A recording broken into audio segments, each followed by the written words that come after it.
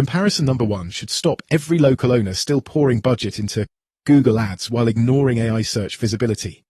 In 2026, paid clicks keep getting more expensive, while ChatGPT, Perplexity, Google AI Overviews, Claude, and Gemini hand free shortlists to the businesses machines already trust. One channel rents attention by the click, the other compounds entity trust until buyers call without ever landing on your site.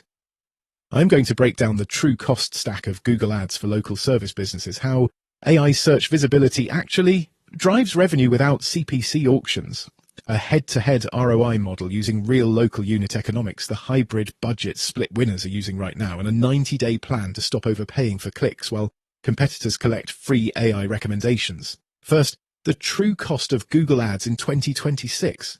Google Ads still works. That is not the debate. The debate is whether the marginal dollar is still the smartest dollar for local owners, fighting plumbers, dentists, HVAC companies, lawyers, and roofers in the same auction every morning. Cost per click for high-intent local keywords keeps climbing because more businesses bid on the same near-me in emergency terms. A single emergency plumber click can cost $40 to $120 depending on city. Dental implant and personal injury terms go higher. You pay that before the phone rings, before the estimate, and before the job closes.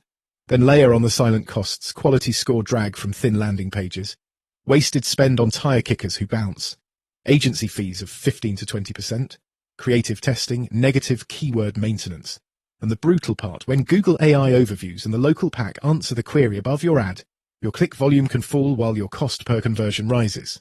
You are bidding harder for a shrinking slice of remaining clicks. Google Ads is a rental. The day you pause spend, demand vanishes. There is no residual brand equity inside the auction itself. For cash flow peaks, that is fine. As your only growth engine in a zero-click world, it is fragile. Second, how AI search visibility creates ROI without renting every click. When a buyer asks ChatGPT for the best emergency electrician near me, or Perplexity for a family dentist that takes new patients today, or sees a Google AI overview name 3 options, the conversion path often skips the blue link entirely. They call, they book, they walk in. No session, no paid click, no landing page bounce. That is why AI search visibility is a different asset class. You are not buying a temporary position in an auction. You are earning a place on a machine shortlist built from entity confidence, consistent NAP, Google Business Profile strength, reviews, extractable service pages, citations, and clear proof that you are open, local, and safe to recommend. Claude Research Answers and Gemini local summaries pull from the same messy web of trust signals. If your competitors have cleaner entities and fresher proof, they get named. You get nothing, even if your Google Ads account is perfectly structured. The ROI math flips because the marginal cost of one additional AI citation is not a higher bid. It is better data hygiene, better reviews, better service content machines can quote, and ongoing monitoring across ChatGPT, Perplexity, Google, AI Overviews, Claude, and Gemini. Fixed effort compounds. CPC inflation does not own you. Third, the head-to-head ROI model local owners should actually run. Take a simple local service example. Suppose average job value is $800 and close rate from a qualified phone lead is 40%.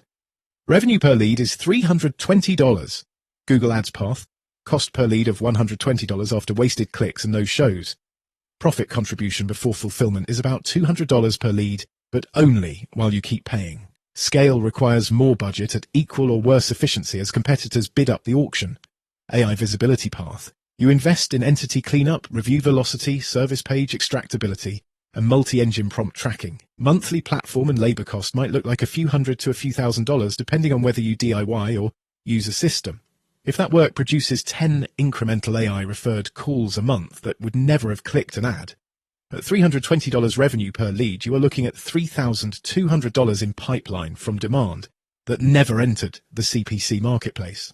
The killer comparison is blended cost per acquired job.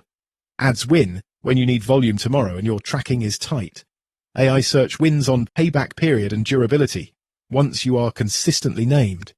In 2026, the winners do not pick a religion. They refuse to fund ads for demand they could have owned in the answer layer for free. But it gets worse for pure ad shops. As more queries resolve inside AI overviews and chat interfaces available, paid inventory on some local intents compressors. You pay more for leftovers while the shortlist above the fold is decided by entity strength you never measured. Fourth, the hybrid budget split that protects margin. Mistake number 1 is dumping 100% of growth budget into Google Ads because last year it worked. Mistake number 2 is quitting ads cold and praying ChatGPT saves the quarter.